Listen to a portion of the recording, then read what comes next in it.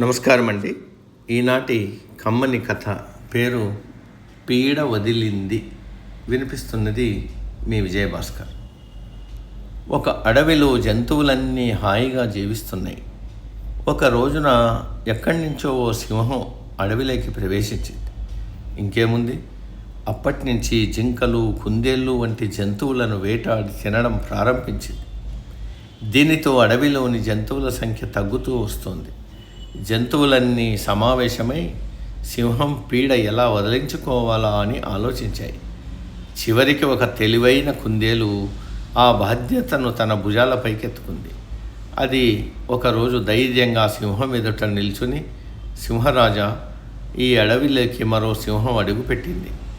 అది మీకు పోటీగా తయారైంది. దాన్ని అంతం చేస్తేనే మీరు ఈ అడవికి రాజు అవుతారు అని చెప్పింది.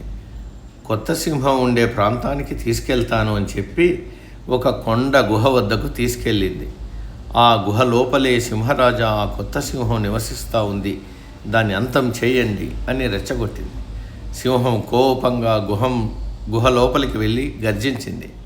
ఈలోపు కొండ ద్వారాన్ని అనేక రాళ్లతో మిగతా జంతువులన్నీ మూసేశాయి. సింహం బయటికి రాలేక లోపలి కృషించి మరణించింది.